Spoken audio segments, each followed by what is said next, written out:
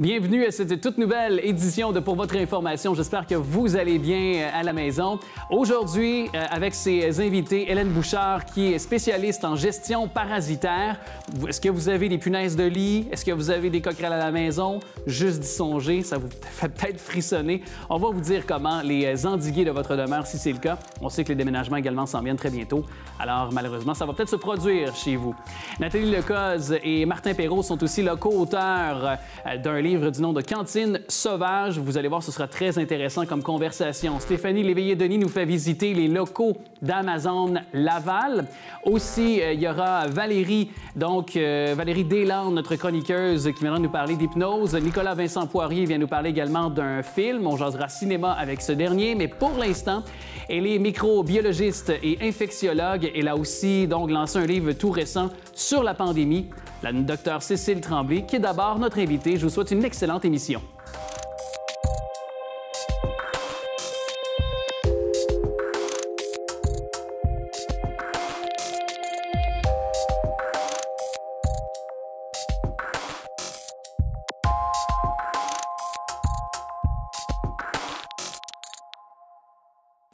Son nom vous était peut-être pas familier avant 2020, mais je pense que vous, évidemment, certainement entendu parler, puis également vu sur plusieurs tribunes pour vulgariser cette pandémie.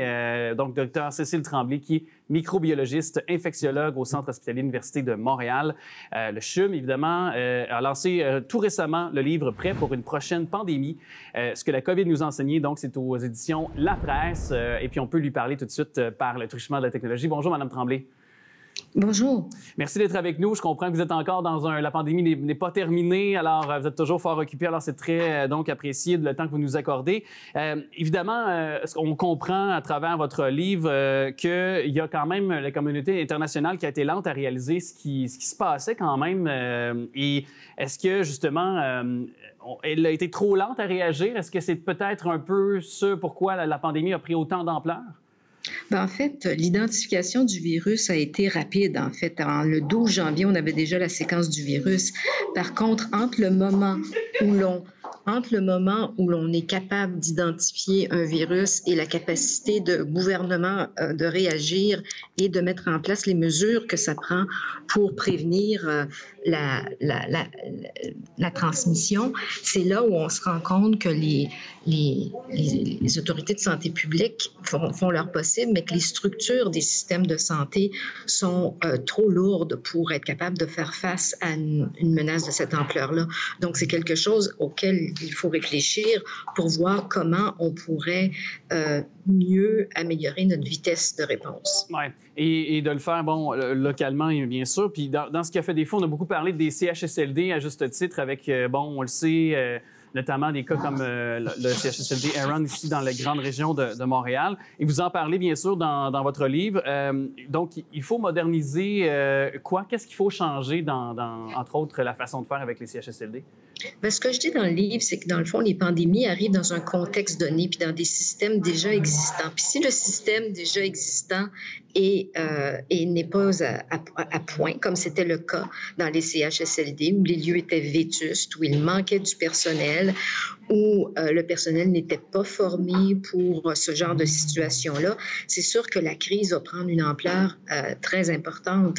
Alors, une des premières choses, c'est de rétablir l'intégrité des systèmes d'hébergement pour les personnes aînées, d'améliorer les lieux physiques, d'augmenter le personnel, d'augmenter les ratios entre le personnel et les patients pour permettre finalement, si on a à isoler des gens, d'avoir suffisamment de personnes pour en prendre soin. Donc, ça, c'est pas uniquement lié à une pandémie, mais quand une pandémie arrive, ça met en évidence les problèmes qui sont déjà présents. Ouais, par exemple, d'avoir une seule personne par chambre serait une solution, notamment. Là. Les normes maintenant qui sont observées dans tous les nouveaux bâtiments pour les soins aux patients, c'est de tenter de respecter, d'avoir uniquement une personne par chambre, parce que ça permet ainsi non seulement de meilleurs soins puis des meilleures conditions de travail, de vie plutôt pour les personnes qui y résident, mais en termes d'hygiène et de bris de contamination d'une personne à l'autre, on voit que c'est beaucoup plus efficace. Ouais. Est-ce qu'on on a beaucoup parlé, entre autres, de système de ventilation. Est-ce que les mesures ont été apportées dans les CHSLD puis les établissements de santé en ce sens-là? Non, on ne peut pas. Je n'ai pas la mesure de ce qui a été fait. Mais ce que je peux certainement vous dire, c'est que changer les systèmes de ventilation au complet, ce qui devrait être fait, surtout dans les endroits où il n'y avait pas de système de ventilation, je ne crois pas qu'on soit rendu bien loin dans cette démarche-là. Et c'est certainement une des leçons les plus importantes à tirer de cette pandémie-là. On a observé que dans plusieurs maisons pour personnes âgées, on n'était pas capable d'ouvrir les fenêtres, alors qu'on préconisait que la meilleure ventilation, c'était l'air extérieur. Mais en 2022, ce sont des systèmes de ventilation modernes avec climatisation et échange d'air fréquent qui est la meilleure façon de ventiler ces établissements-là. Et ça devrait être mis en place dès maintenant. Oui. On l'espère, en tout cas, évidemment. C'est toujours préoccupant. Et bon, il y a M. Dubé, ministre de la Santé, avec le gouvernement de la CAQ, qui nous a parlé d'une réforme de la santé, nous a parlé de revoir le système de santé en profondeur, auquel il devrait s'attarder. Donc, nous avons quand même déjà annoncé quelques pans de cette donc, nouvelle mouture qu'il veut s'attarder du changement. Et de quelle façon doit-on s'y prendre, selon vous, pour améliorer les choses dans le système de la santé? Bien, en fait, je pense que M. Dubé a un plan qui a des éléments importants à l'intérieur de ce plan-là. Ceci dit, il y a des choses qu'on n'a pas besoin d'un plan pour faire. On parlait de changer les systèmes de ventilation au niveau des maisons d'hébergement pour les aînés. Ça, on n'a pas besoin d'un plan, il faut juste le faire. On parlait justement d'améliorer, d'augmenter les ratios de personnel un petit peu partout dans le système de santé. Ça non plus, on n'a pas besoin d'un plan. On est capable de le faire maintenant. Alors, ce qu'il faut faire attention, c'est de ne pas toujours remettre à plus tard ce que l'on peut faire maintenant, disons. Alors, il y a des choses, des acquis qu'on sait déjà, qu'on peut déjà mettre en place. Et puis, moi, je pense qu'on devrait procéder immédiatement. Entre autres, on a beaucoup parlé du personnel, hein? Personnel qui l'a eu difficile. Il y a des gens qui ont été en arrêt de travail. Il y en a qui ont été malades durant la pandémie. Bon, on a vu plusieurs campagnes d'embauche pour, entre autres, des préposés aux bénéficiaires, pour ne nommer que ceux-là. Je pense que vous avez été infirmière par le passé, si j'ai bien compris en faisant mes recherches. Puis je ne vais que parler des infirmières, mais j'aurais pu parler de d'autres secteurs de la santé. Mais comment attirer un personnel, puis comment les garder et comment les ramener, selon vous, dans le système de la santé? Je sais que c'est une question qui est très large, mais quand même.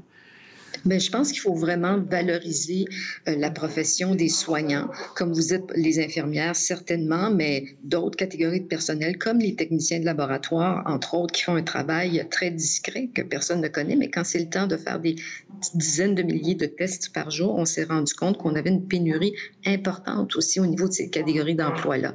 Il y a différentes façons de valoriser l'emploi. D'une part, en parler, reconnaître tout le travail qui est fait, améliorer les conditions de travail, c'est important aussi parce que ça fait partie de ce qui va retenir les gens au travail. Surtout, en fait, quand on parle où tout le monde est conscient que le temps supplémentaire obligatoire, c'est une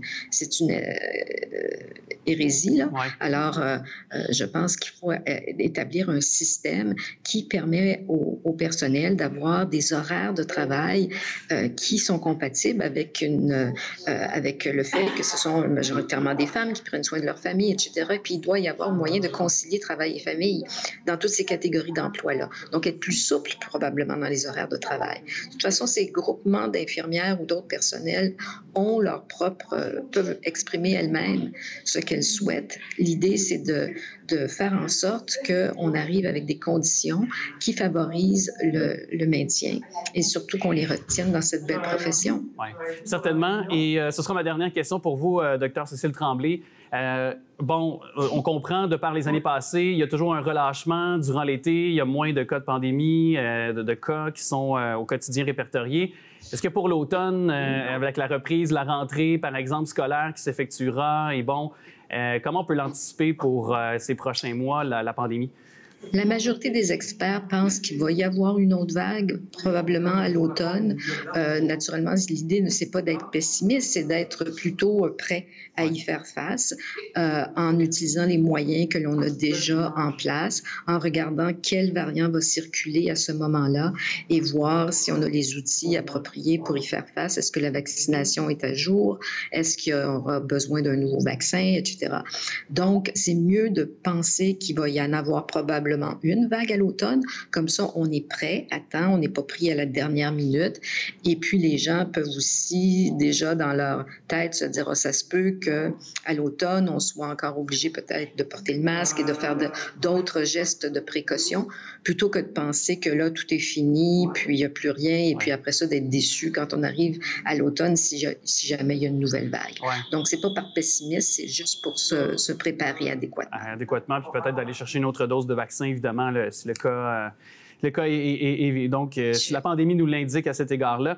Je rappelle, Madame Dr Cécile Tremblay, donc, vous êtes microbiologiste infectiologue du côté du Centre hospitalier de l'Université de Montréal, évidemment, autrice aussi de près pour une prochaine pandémie. Ce que la COVID-19 nous enseignait, c'est disponible dès maintenant, évidemment, aux éditions La Presse. Merci beaucoup de nous avoir accordé de votre précieux temps. Merci. Merci. Au revoir. Au revoir.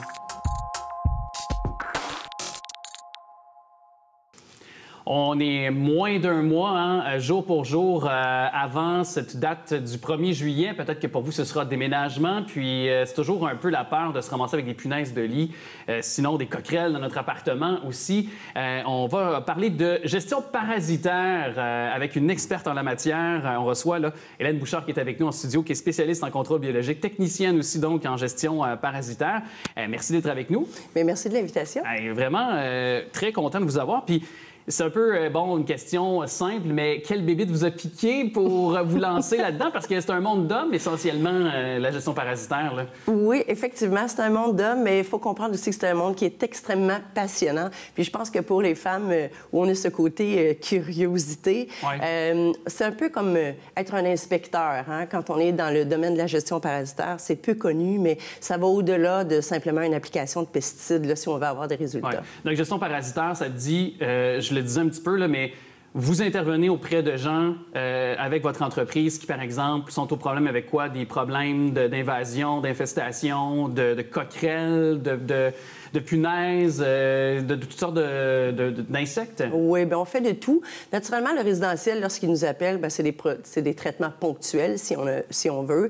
Mais il y a aussi tout le côté commercial, là, où là, on fait de la gestion parasitaire. On est beaucoup plus en prévention, toujours, qu'en traitement ponctuel. OK. Puis c'est un métier aussi qui a beaucoup changé, qui a beaucoup évolué à travers les dernières années. Là. Oui, tout à fait. Là, je pense que le fait de mettre du pesticide de façon systématique, on n'est plus là. On n'est plus là. C'est ça. Puis je pense qu'il y a même des pesticides là, biologiques. En tout cas, on pourra en parler un petit peu plus loin. Mais je lisais, c'est parce que je lisais des statistiques.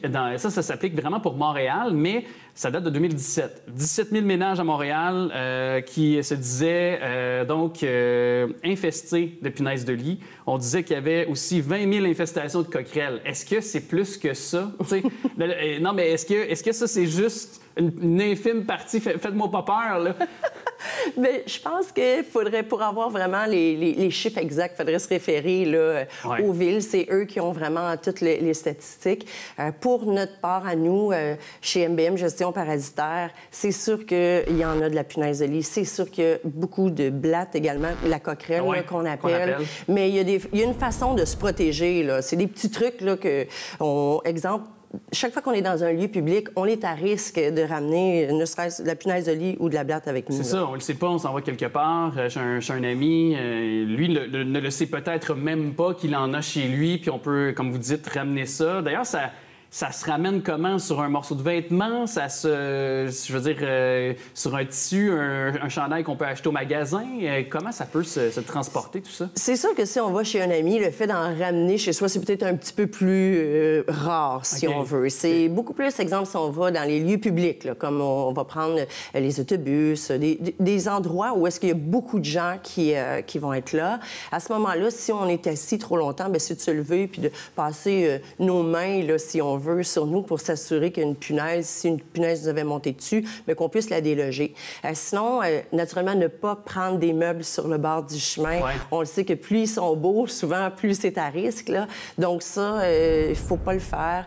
Si on achète aussi dans les friperies, bien, c'est sûr qu'on a des bonnes aubaines. Alors, c'est peut-être de... Laver le vêtement? Oui, aussitôt qu'on arrive à la maison, là, de ne pas le déposer dans l'entrée, d'arriver tout de suite, le mettre au moins 20 minutes à 30 minutes à la sécheuse à haute température. Ah, quand même. Puis, je mets les chiffres, mais pourquoi on a autant d'infestations? Tu sais, je veux dire, annuellement, pourquoi c'est répertorié? Est-ce que c'est l'activité humaine de plus en plus, les réchauffements climatiques? Est-ce que tout ça, ça favorise le nombre qui augmente d'infestations qui est répertorié? Je pense que oui. La mondialisation, les changements climatiques, je pense que tout ça fait en sorte qu'on a de plus en plus d'infestations. Ouais. Avant de vous appeler, par exemple, on se rend compte qu'on a des punaises de lit, on fait des mises en situation pour les gens qui nous regardent actuellement. Je faisais l'énumération tantôt des nombreux déménagements qui vont s'effectuer au cours des prochains jours, prochaines semaines. Donc, si on se rend compte qu'on a une punaise de lit coquerelle, qu'est-ce qu'on fait à la maison? Dans un premier temps, si on est un locataire, il faut tout de suite contacter son propriétaire. Il faut essayer de casser les tabous. Hein? Je pense que souvent, les gens ont de la honte, puis il n'y a aucune honte à avoir. Ça peut arriver à n'importe qui, là. Puis je pense que autant la punaise de lit que la blatte, pas de rang social. Donc, premièrement, si on est locataire, il faut contacter son gestionnaire et ou propriétaire. Par la suite, il faut tout de suite prendre action. Exemple, de contacter une entreprise en gestion parasitaire, certifiée, bien sûr, et aussi membre de l'Association québécoise de la gestion parasitaire. C'est un gage de formation continue. Par la suite, il faut identifier, bien sûr, l'insecte, hein, pour s'assurer que ce soit bien soit une punaise de lit et ou de la blatte. Et il y a des procédures à suivre. Donc, si c'est de la punaise de lit, mais faut, comme elle s'attaque souvent au tissu et tout ça, il faut laver, exemple, tous les vêtements. Et tout. Bon, bref, il y a plusieurs choses à faire. Si c'est la blatte, bien souvent, comme c'est un insecte de structure, elle va se retrouver dans la cuisine, salle de bain, tout ça. Donc, on a une préparation à faire et c'est les professionnels là, qui vont être en mesure de pouvoir donner ces informations-là. Ouais. Bon, il y a des gens qui se questionnent aussi sur les types de produits que vous appliquez dans une résidence, dans un appartement pour donc faire fuir ces insectes qu'on n'aime pas. Donc, quels sont les produits que vous utilisez, peut-être pour rassurer les gens qui auraient peut-être peur pour leur santé? Oui. Bien, il y a plusieurs produits qui existent, qui sont homologués là, par Santé Canada, et ce sont des produits professionnels et commerciaux. C'est important de faire la différence entre le produit que le client pourrait aller s'acheter lui-même, qui, ça, va être un répulsif. Pour de la punaise de lit et de la blatte, ça ne va pas solutionner le problème. Au contraire, ça peut même augmenter. Ah oui? Et oui, c'est vraiment pas conseillé de prendre des produits répulsifs. Et lorsqu'on fait affaire avec un entrepreneur en gestion parasitaire, c'est super important de s'assurer qu'il y a un délai de réentrée, si on veut. Donc, suite à l'application, il y a toujours au minimum entre 2 et 6 heures là, un délai de sortie et de réentrée là, par la suite. Avec les gens peuvent réintégrer leur domicile, oui, finalement. Là. Tout à fait. OK, puis j'imagine qu'on fait ventiler un peu quand même les pièces, oui. En l'occurrence. Est-ce qu'il y a vérification quand même pour vous? Est-ce que vous vérifiez s'il n'y a pas des troubles, des problèmes de santé là, de gens qui pourraient en développer ou avoir des conséquences s'ils sont trop exposés de façon supplémentaire à vos produits? Tout à fait. Lorsque, bien, tout à l'heure, là, je vous mentionnais ouais. que faire affaire avec l'entreprise, bon, il y a une préparation à faire. Et dans ces documents-là de préparation, et même le service à la clientèle, il y a toujours les questions qui sont posées. Est-ce qu'il y a des animaux de compagnie, comme par exemple, est-ce qu'on a une femme enceinte? Est-ce qu'on a des gens qui ont des traitements là, spécifiques là, de santé? Genre, par exemple, une personne âgée qui pourrait avoir des problèmes de santé, par exemple, perte d'autonomie. Oui. Et puis, donc, tout ça, évidemment, toutes ces informations-là, comme vous dites, sont possibles de les voir sur les sites web ou sur... Est-ce qu'il y a un ordre ou un point, un site Internet là, en gestion parasitaire au Canada qui... On a l'ordre des psychologues, par exemple, pour voir si les gens sont bien qualifiés, ont bien leur diplôme. Est-ce qu'il y a un peu la même chose pour la gestion parasitaire aussi? Tout à fait. On a l'Association québécoise de la gestion parasitaire qui est AQGP, où on invite toujours la population à aller faire son choix d'entreprise sur le site de l'AQGP. Donc, les gens sont certifiés, effectivement. Bon, mais c'est vraiment très éclairant. Et puis, on souhaite bon déménagement aux gens. Madame Hélène Bouchard, bien, merci beaucoup d'être passée dans nos studios, merci évidemment. Beaucoup. Je rappelle que vous êtes spécialiste en contrôle biologique et technicienne en gestion parasitaire. Ça a été très éclairant tout ça. Merci à vous. Merci à vous.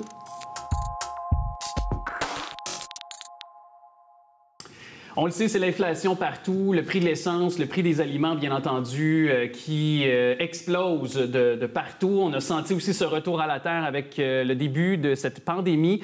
Et nos auteurs, justement, je pense, nous plongent dans cette volonté d'être un peu autosuffisants. Puis j'ai bien hâte de les recevoir puis d'en apprendre davantage. Ils sont avec nous pour parler de leur livre. C'est Cantine sauvage, disponible dès maintenant dans toutes les librairies. Donc, Nathalie Lecoz et Martin Perrault, bonjour. Merci d'être avec nous. Bonjour. Bonjour. Votre livre a été, au moment de se parler, lancé ces dernières heures de façon plus officielle dans un lancement avec des gens. Un vrai. Un vrai lancement, celui-là, et pas virtuel.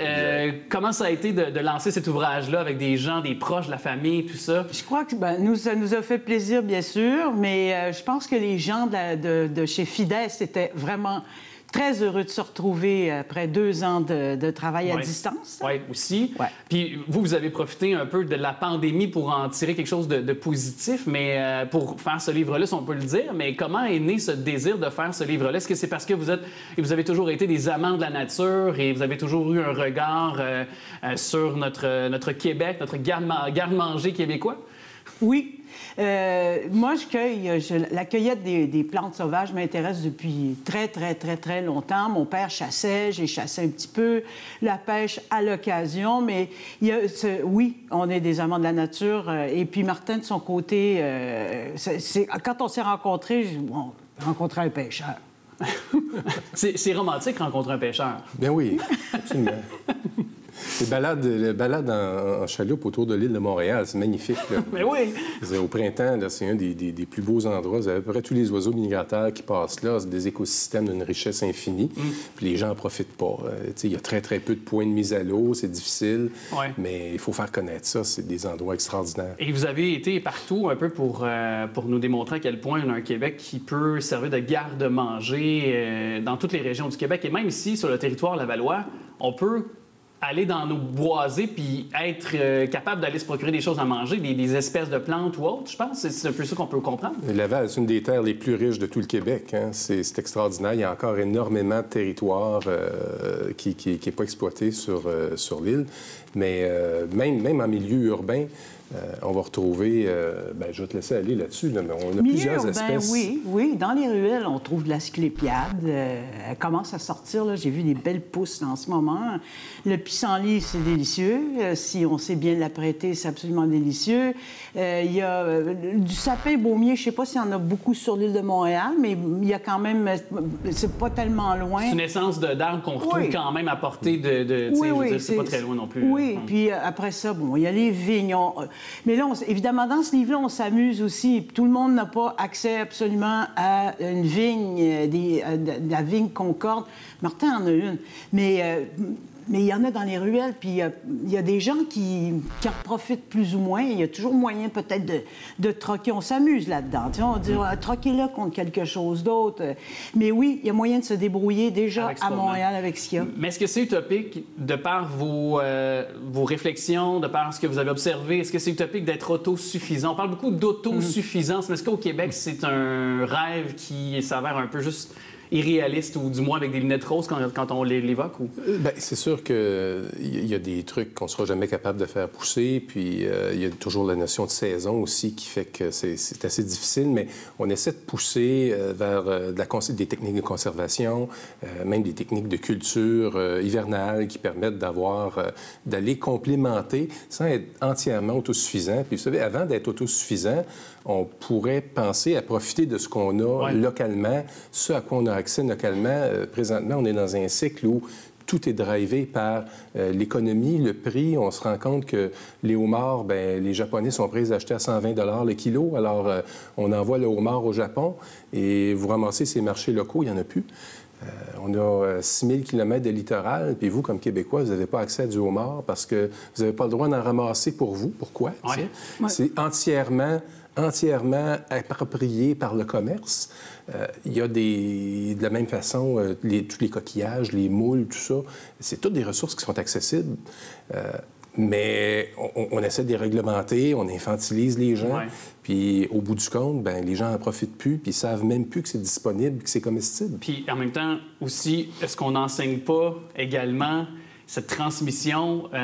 Moi, je viens de la campagne, on en a parlé un petit peu avant d'ouvrir les micros et les caméras, mais Moi, j'ai été élevé sur une ferme, donc l'érablière, poser des collets, aller les lièvres l'hiver, le gibier, les perdrix l'automne, lorsque c'était la chasse. Bon, il y en a peut-être qui aiment les animaux puis ils pensent qu'on les... En tout cas, c'est selon nos croyances, c'est correct, là, si on est aussi végétarien ou autre, mais donc, ce savoir-là ne se transmet pas. Puis est-ce que vous avez voulu transmettre un peu ce savoir-là avec ce livre-là? Absolument. À la base, c'était ça. Le tout début et la genèse de ce livre-là, même avant qu'on se rencontre puis qu'on décide de le faire, il y avait ça. Moi, j'avais ça en tête. Je me suis toujours intéressée à ça. Puis, je me dis, mais c'est incroyable tout ce qu'on est en train d'oublier. On est en train d'oublier un tas de connaissances qui ont été à la base de la subsistance de plein de familles québécoises jusque dans les années 60 à peu près. Avec l'apparition des bungalows, on a divisé les plantes potagères en arrière de la maison, puis les plantes ornementales en avant. C'est comme si... À quelque part, c'est aberrant. Mais c'est comme... Il y a eu comme peut-être un déni de notre côté d'agriculteurs, de cultivateurs ici au Québec. Puis, il faut peut-être le retrouver. C'est quelque chose à ne pas perdre. Là. Puis, message aussi quand même dans cette volonté de profiter de notre garde-manger, j'imagine, de préserver notre environnement aussi. J'imagine pour vous, c'était un peu ça également, avec les changements climatiques et autres. Vous savez, c'est très difficile de préserver ce qu'on ne connaît pas puis ce qu'on n'aime pas. Puis ce qu'on dit aux gens, c'est profitez-en, découvrez ça, découvrez ces ressources-là, puis vous allez voir que les gens vont être beaucoup plus enclins à protéger leur petit bout de terre publique une fois qu'ils seront habitués à profiter des ressources puis que ça seront réappropriés. Autrement, ça devient juste un terrain vague comme un autre, puis ça ne nous dérange pas qu'on bâtisse des bungalows ou des cours à logement. Du béton, là. Oui, puis on a besoin de logements. On ne nie pas ça d'aucune façon, mais ce qu'on dit, c'est réappropriez-vous votre territoire, profitez de ce territoire-là, puis ça n'a pas besoin d'avoir passé par le MAPAC pour être comestible. Puis il y a d'autres façons de s'approvisionner que juste aller à l'épicerie. Il y a des champignons. Il y a des champignons dans nos boisés qui sont comestibles. Il y en a partout au Québec. Il y en a plein la Mauricie, il y en a plein le Bas-Saint-Laurent. Pour avoir vécu là, je peux vous dire que des champignons, il y en a. Mais c'est sûr que ça s'apprend. C'est quelque chose qui s'apprend. Bien, c'est un guide pour le faire. Puis les siffleux également. Non, mais... Vous savez, dans le sud des États-Unis, c'est une culture implantée de longue date. La marmotte, ça fait partie des... Pas juste pour prédire la saison, ça fait un excellent barbecue, puis je peux vous assurer que c'est très joli, mais c'est absolument pas une espèce en voie de disparition. Et, tous ces écosystèmes-là peuvent supporter un niveau de prédation, rester tout à fait en équilibre. Ben, le raton laveur, vous savez, quand on a parti ça, on était confinés, on n'avait pas le droit de sortir, les tablettes étaient vides, les chaînes d'approvisionnement étaient rompues, on ne savait même pas s'il était pour rentrer quelque chose, ces tablettes. Fait qu'on est parti un peu à s'échanger des communications un peu délirantes en disant, mais non, regarde, c'est pas grave, on va se promener, on va ramasser des marmottes, on va troquer ça, on va coudre les fourrures, on va se faire des manteaux.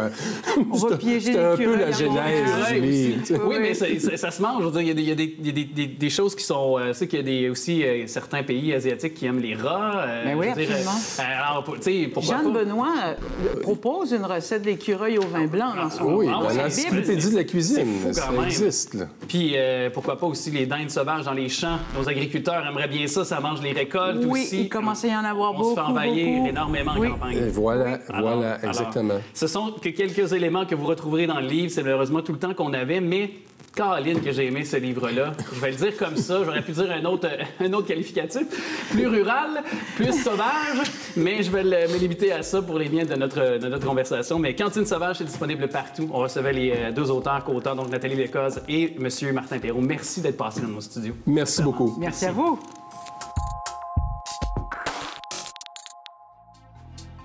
De votre clavier à votre porte, par où passe votre colis avant d'arriver devant votre entrée? Il y a Stéphanie Léveillé-Denis qui est allée justement rencontrer les gens d'Amazon de Laval. Voici son reportage.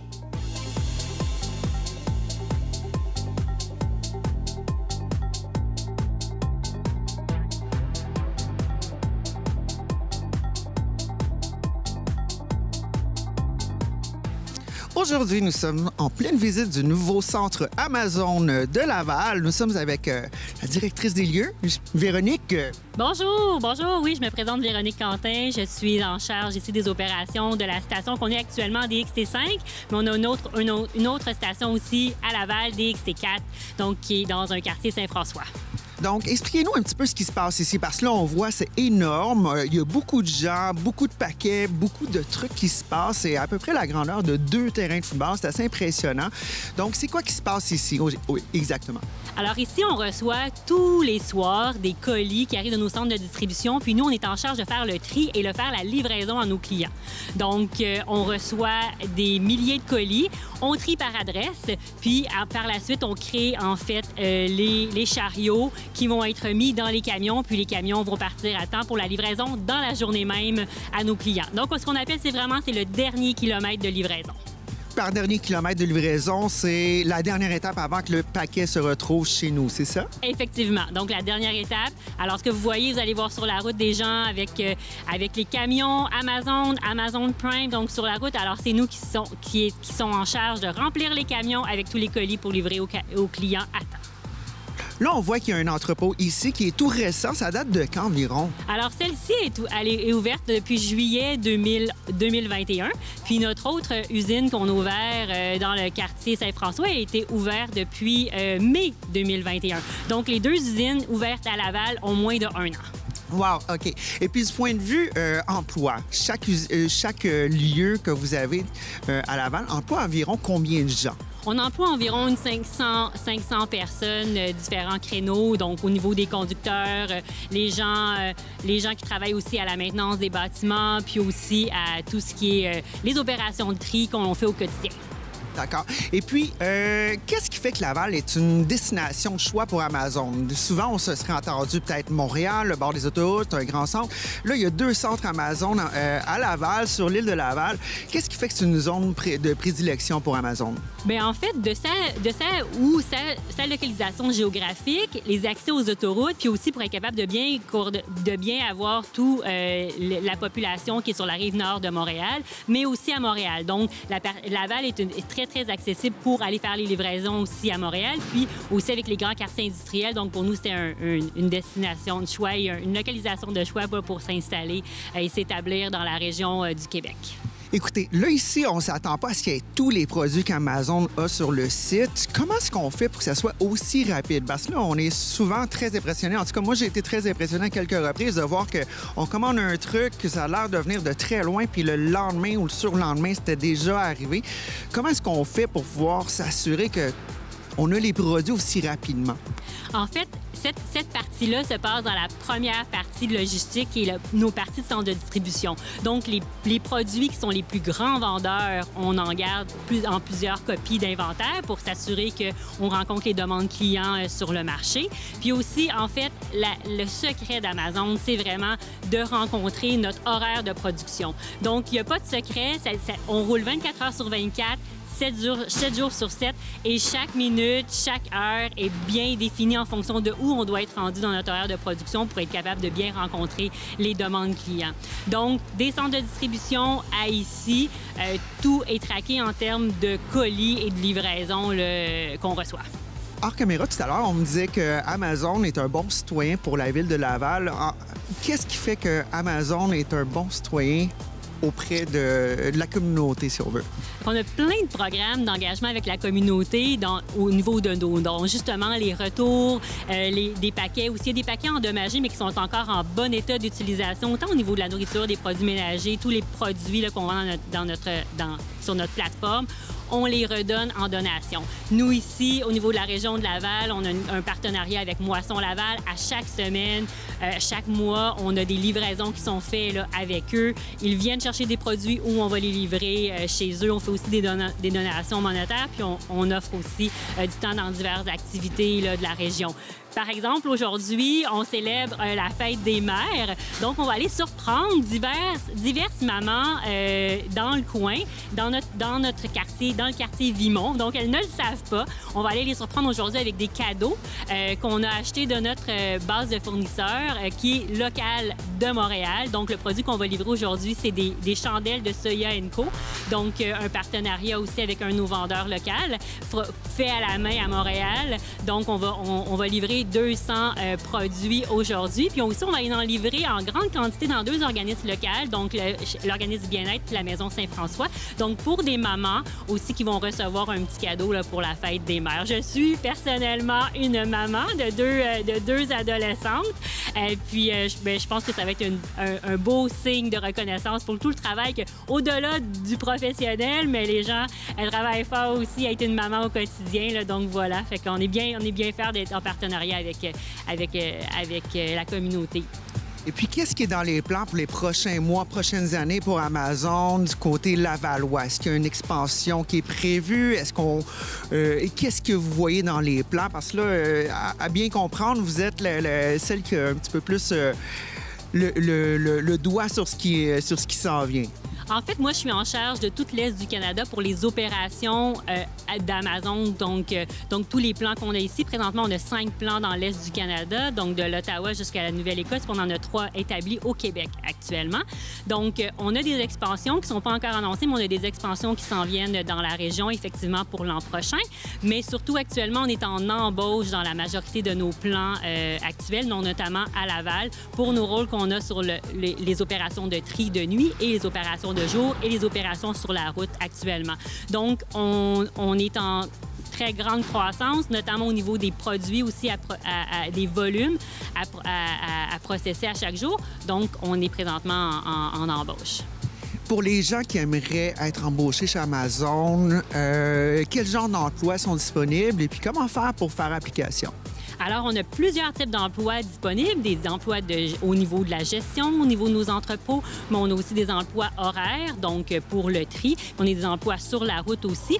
Donc, tout type de candidat a sa place chez Amazon présentement. On est en grande séance d'emploi. Et sur notre site, sur la plateforme Amazon Carrière, donc toutes les informations sont là avec les emplois disponibles. On est très actifs aussi. Je pense que vous avez vu dans la région de Laval, il y a beaucoup de panneaux publicitaires, il y a eu beaucoup de marketing justement avec les emplois actuels. Donc, on en a pour tous les coups. Et puis, qu'est-ce qui serait votre plus grand souhait personnellement et professionnellement pour les prochains mois? Parce que là, on s'entend ici, ça fait presque 6 mois, 7 mois que c'est ouvert. Ça roule à plein régime. Personnellement, Véronique, c'est quoi que vous aimeriez voir arriver dans les prochains mois, prochaines semaines? Mais je pense qu'une des choses les plus importantes, c'est de continuer d'avoir du plaisir. C'est un des créneaux d'Amazon, d'avoir du plaisir au quotidien. Puis je pense que c'est ça. Avec les équipes, maintenant, on a eu un grand défi de croissance. On a eu un grand défi de mettre en place tout ça. Maintenant, il faut continuer d'avoir du plaisir puis d'œuvrer avec nos opérations dans le quotidien. Fait que je pense que ça, c'est le plus gros défi. Moi, je suis une gestionnaire qui est mobilisatrice et engageante. J'adore faire partie du quotidien. Je mets mes gants à chaque jour. J'aide les gens sur le plancher. Je travaille. J'ai fait tous les différents rôles qui existent ici. Ça fait partie du processus d'Amazon aussi au niveau de la formation des gestionnaires et de tout le monde. En fait, on doit comprendre bien le rôle de chacun. Fait que je pense que c'est de continuer d'avoir du plaisir dans cette croissance-là qui peut justement être plus grande que nature, mais de continuer d'avoir du plaisir puis de garder la tête froide par rapport à ça. Bien, on va aller poursuivre notre visite. Un gros merci, Véronique, et puis on se revoit incessamment. Un grand plaisir. Merci beaucoup.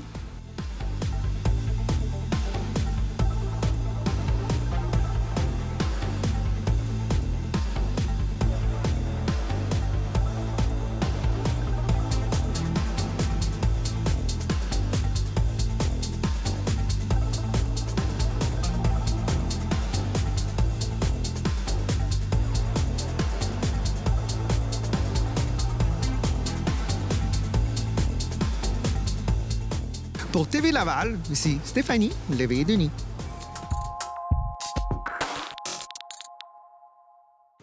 Très heureux de les accueillir encore ensemble, couple dans la vie, mais aussi vont de pair de façon professionnelle. Valérie Deslandes et bien sûr aussi Dany Labrec. Bonjour, merci d'être là. Bonjour. Salut Alex. Évidemment, je rappelle que vous êtes les deux hypnothérapeutes, bien sûr aussi, vous êtes bien formés pour nous vulgariser le monde de l'hypnose aussi. Allons-y tout d'abord, je vais me tourner vers Dany parce qu'on avait déjà parlé dans une chronique antérieure des origines de l'hypnose et tout ça, que ça venait un peu des vieux pays, de la France et tout ça, qui a été très fort pour le développement et l'avancement de cette technique, entre autres, d'hypnose. Mais justement, si je reprends un peu ce qu'on avait jasé dans une récente chronique et je le ramène pour notre chronique aujourd'hui, le Québec, c'est un peu le Far West, encore dans le monde de l'hypnose, comparativement à ce qu'il y a, par exemple, en France, là. Oui, c'est encore un peu, le Far West dans le sens d'une colonie. D'une colonie, oui. Parce qu'on amène l'hypnose, en fait, nous vient beaucoup de l'Europe, entre autres en France, et elle commence à s'installer ici. On accuse de moins en moins d'années de retard, mais on est encore peut-être dans 20-15 ans de retard de ce qui se fait en hypnose là-bas. Donc, les standards, les pratiques et tout ça sont beaucoup plus élaborés, donc les champs de pratique. Et nous, ici, on commence à démêler tout ça, on commence à s'y retrouver, particulièrement auprès du public aussi. Quelles sont justement les différences sur les cibles ensemble? C'est-à-dire, par exemple, ils ont 15-20 ans d'avance. Qu'est-ce qui se fait là-bas qui ne se fait pas ici en hypnose? Qui commence à se faire ici, je dirais, au niveau, bien sûr, au niveau médical. Donc, toutes les techniques d'hypnose qu'on peut amener dans les hôpitaux, l'analgésie, l'anesthésie, les opérations et tout ça. Et aussi dans l'accompagnement du mieux-être en santé, on va dire en santé mentale. Eux aussi ont vraiment des cabinets. C'est quelque chose courant, comme de dire que nous, on va voir un autre professionnel, notre ostéo, un massothérapeute. Eux, ils ont leur hypno, tout simplement. OK. Donc, il y a plus de reconnaissance. Absolument. Envers le monde de l'hypnose et envers ceux qui pratiquent aussi l'hypnose. Ça va bien quand même au Québec. Dans les hôpitaux, ils ont ouvert pour les jeunes et en oncologie des salles d'auto-hypnose. L'auto-hypnose est rentrée aussi un peu dans l'armée canadienne. On a des beaux avancées. Puis effectivement, le retard qu'on a avec l'Europe diminue. Là, Quand même assez rapidement. Oui. Puis est-ce que aussi, puis là, permettez-moi de vous poser la question qui va peut-être paraître banale, mais on le sait que dans les corps de police, pour des femmes qui ont été, entre autres, victimes de violences ou qui ont vécu des traumatismes, il y a souvent des animaux maintenant, des chiens, par exemple, parce qu'on sait que c'est une forme de zoothérapie. Est-ce que la police ou les services de corps de police sont ouverts à introduire des techniques d'hypnose pour faire un peu oublier ou aider, apaiser des femmes ou des gens qui ont été victimes de ce genre de problèmes-là? Oui, on a connu des gens qui étaient dans des corps policiers qui se sont formés en hypnose justement pour aider leurs collègues, aussi les gens qui sont des militaires et tout ça, pour soulager. Oui, et les victimes aussi également. Tout à fait. OK, donc à la fois les travailleurs, par exemple un ambulancier, un policier, quelqu'un qui intervient en service d'urgence, autant que les victimes ou les gens qui Absolument. Ah oui, quand même très. On en a dans nos pratiques privées aussi. Les gens qui choisissent l'hypnothérapie à partir d'eux-mêmes, à partir de leur domicile, en dehors de leur métier. C'est leur choix de cheminement, oui. Vont vous voir selon les besoins. Il y en a beaucoup des métiers de force dans nos locaux. Je suis quand même très intrigué. On pourra en reparler dans une autre chronique. Ça m'ouvre beaucoup d'idées, de questions à ce sujet. Mais là, vous avez un centre de référence, justement. Parce que là, évidemment, Global Hypnose étant, toi, ta clinique, Valérie. Ouais. Et puis là, vous avez intégré ensemble un centre de référence avec Dany aussi. Qu'est-ce que c'est? Parle-nous-en de tout ça. C'est une belle possibilité avec le centre de référence. Oui, en fait, de ce qu'on a, c'est la formation aussi. Les gens qui viennent soit consulter avec Valérie, son équipe, en hypnose, des fois, ils se disent, moi, j'aimerais ça faire ce métier-là. Ou des gens qui viennent tout simplement et qui voient qu'il y a une école de formation en hypnose humaniste à l'intérieur de notre centre de référence. Donc, ça vient, ça vient ajouter au fait que les thérapeutes qui sont là, bien évidemment, on les suit, on les forme, non pas de manière ponctuelle, mais plutôt de manière constante. Ouais. Il y a beaucoup d'échanges aussi, puis on est en évolution, donc on met de l'avant les techniques les plus pointues qu'on connaisse. C'est ça. Ce qui élève le standard présentement, c'est qu'un centre de service avec une école, tout ça pour l'hypnose au Québec, ça n'avait jamais été C'est une première. C'est une première. Oui. Une première, littéralement. Donc, ça vous permet de peut-être développer aussi plus rapidement, non seulement les hypnothérapeutes qui viennent chez vous, les gens aussi, mais j'imagine aussi que ça a un effet encore plus rapide sur le bien-être des gens qui vont, les clients qui vont, par exemple, avec toi. Absolument. On travaille beaucoup en équipe, dans le sens où n'importe quel hypnothérapeute de chez Global Hypnose a un défi ou une question par rapport à un client précis, a accès à énormément d'informations instantanément. Ouais. Donc, on travaille en équipe, c'est de la co-création, vraiment, on peut le dire. Donc, on ne va pas 2 fois plus vite, ils n'ont pas à sortir du centre pour aller se former, pour apprendre des nouvelles choses. Tout est là, tout est simple, tout est rapide, tout est efficace. On est de plus en plus performant.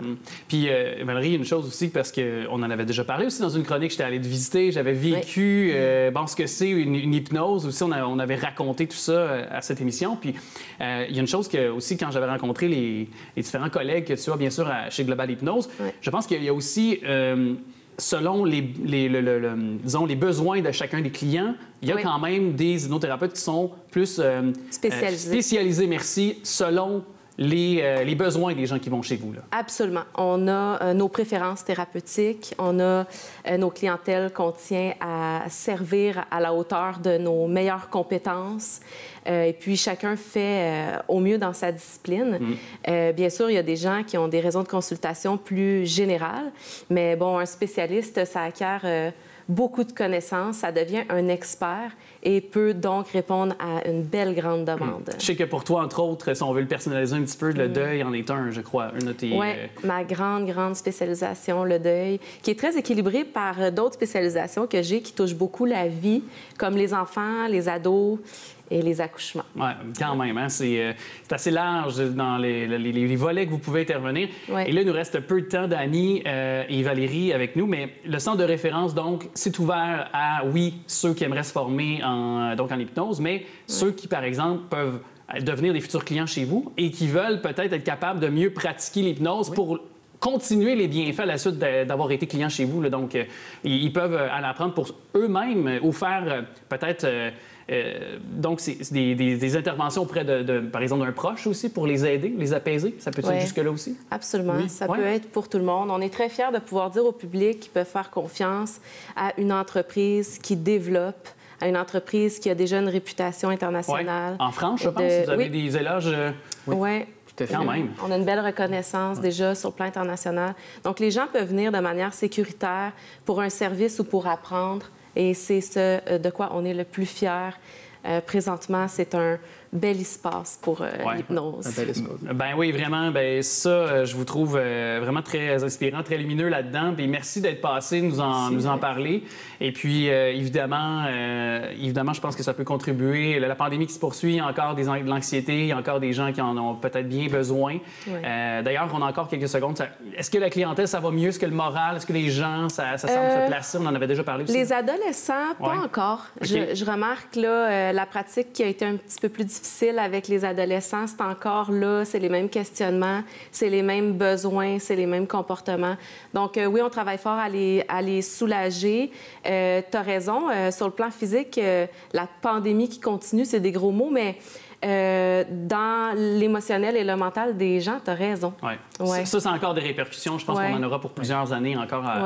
On n'a pas encore la mesure pleine des choses pour être capable de quantifier ce que ça aura peut-être comme impact sur évidemment, la collectivité, sur notre communauté. Bien, merci en tout cas de pouvoir au moins avoir un baume puis de pouvoir contribuer à ce que ça s'améliore, cette situation-là. Puis ça a été très, très, très lumineux. Donc, comme conversation, je réitère ça, je ramène ça parce que je trouve que c'est un mot qui s'applique bien dans ce que vous offrez au quotidien aux gens. Dani Labrec, Valérie Deslandes, merci beaucoup d'être passés dans nos studios. Merci, Alex. Merci, Alex.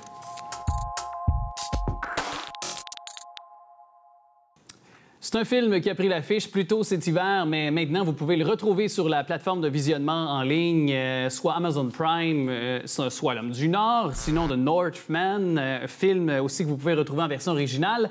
Est avec nous pour nous en parler, Nicolas Vincent Poirier. Salut. Salut, Alex. Merci d'être avec nous autres. Film du réalisateur Robert Eggers. Beaucoup de choses à dire sur ce film-là que tu as vu, que j'ai vu. Raconte-nous en premier temps, pour les gens, le bénéfice qui ne l'ont peut-être pas vu, justement, le synopsis. OK. Eh bien, c'est un film de vengeance, mais c'est pas un film de vengeance conventionnel, comme on l'a dit. Typique, non, t'as raison. Parce que ça se passe avec dans le monde des Vikings, en l'an 914. Donc, c'est un prince viking, un jeune prince viking qui aurait dû devenir roi et tout ça. Mais finalement, son père va se faire assassiner devant lui. Le roi va se faire assassiner devant lui. Et là, eh bien, on veut aussi tuer le prince parce qu'on veut prendre le trône, comprends-tu? Et là, lui, bien, il va se sauver. Et des années après, il va décider de prendre sa vengeance pour tuer le salaud qui a tué son père. Donc, une histoire assez classique de ce genre de film-là. On s'entend là-dessus, là.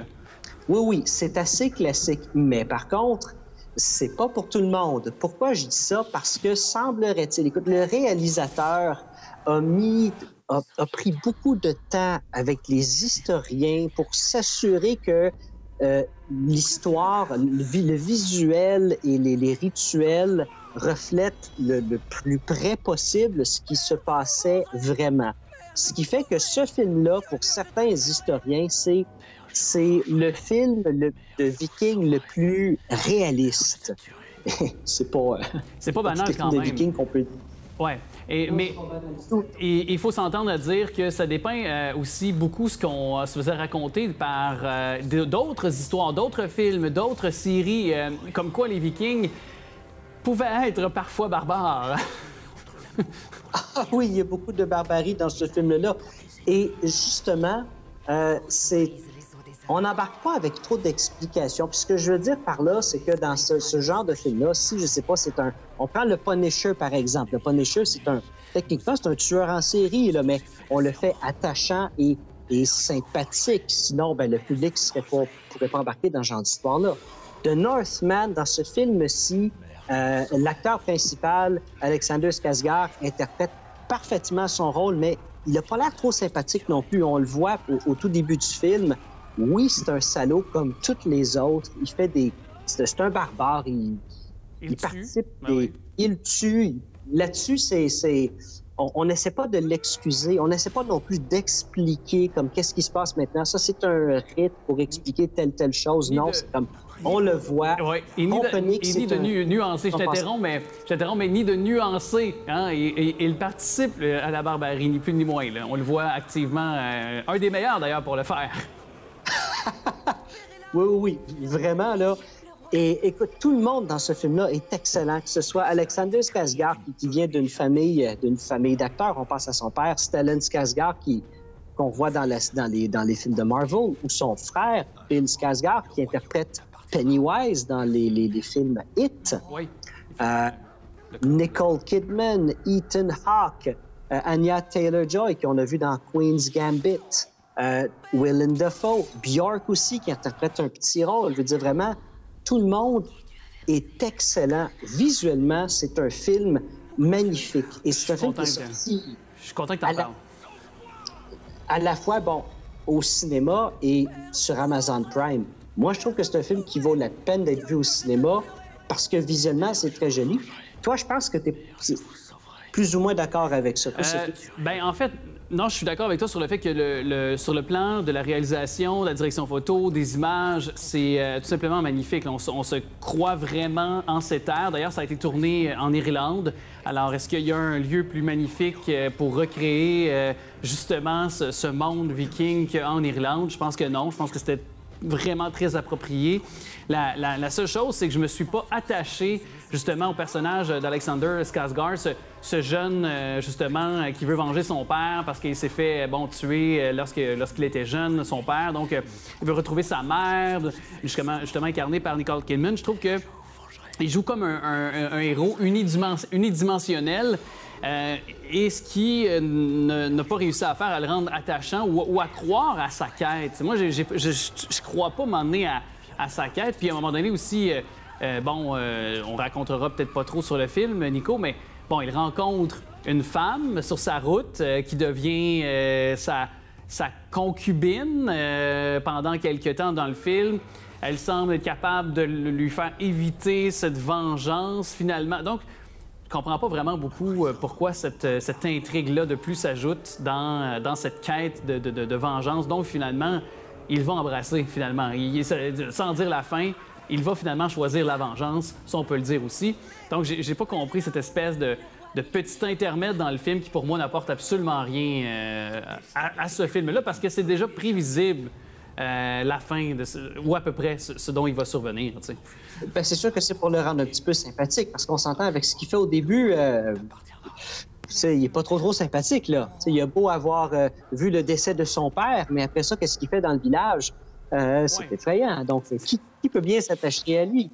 Donc, c'est sûr que ça lui donne un côté un petit peu plus sympathique. C'est ce qu'il faut quand même s'attacher à lui, parce que c'est le personnage principal.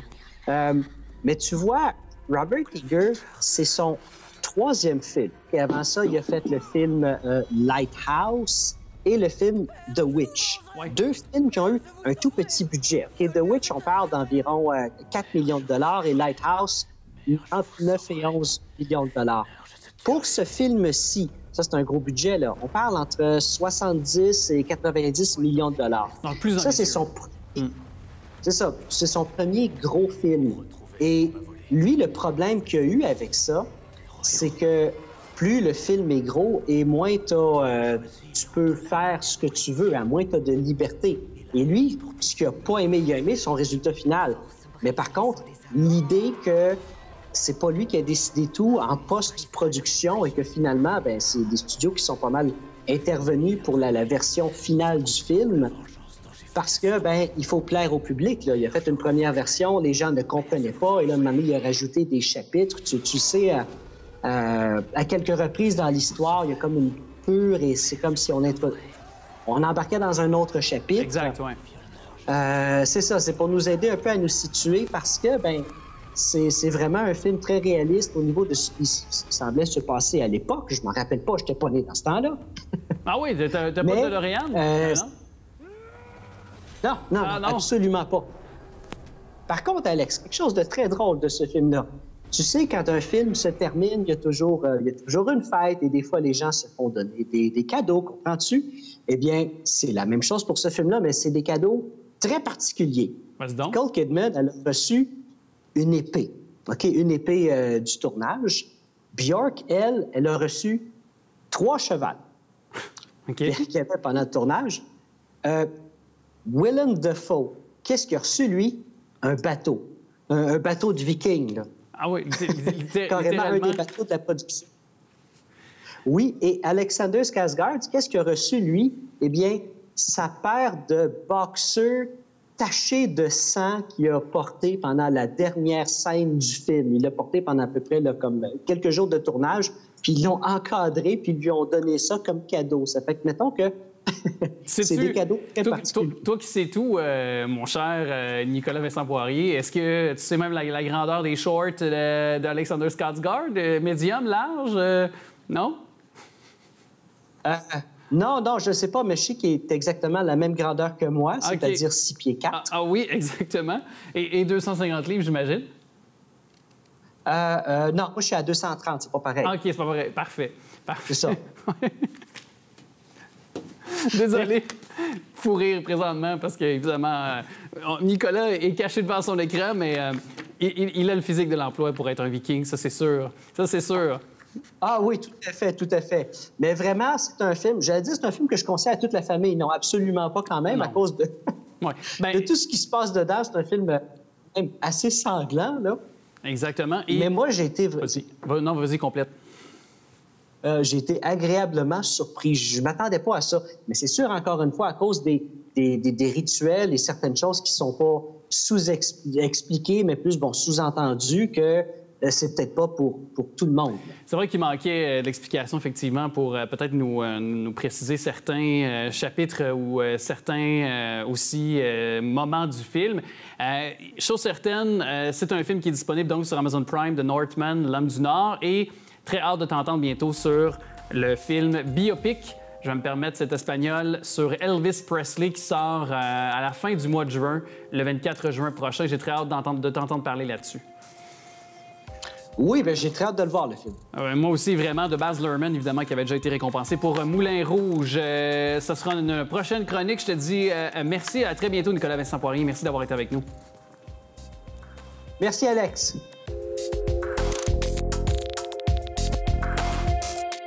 Je vous remercie d'avoir été là, d'avoir été attentif à cette émission. Vous pouvez évidemment retracer toutes les entrevues et aussi faire part de vos commentaires, des questions, des suggestions de sujets que vous aimeriez qu'on aborde à cette émission, très simplement sur notre page Facebook. Bien entendu, TVRL aussi.ca, autre courroie de transmission pour nous joindre. Je veux remercier aussi des gens qui me font briller devant les caméras, soit Manon à la recherche, également Alain à la réalisation, Daniel et Daniel, les deux fidèles aussi caméramans qui sont là chaque semaine. Je vous souhaite la meilleure des chances pour notre bingo qui suit, le Bingo TV Laval. Est-ce que vous avez votre carte? J'espère que oui, parce que 4 000 $ à gagner cette semaine, dont 3 000 $ pour la carte pleine. Allez, je vous dis à très bientôt.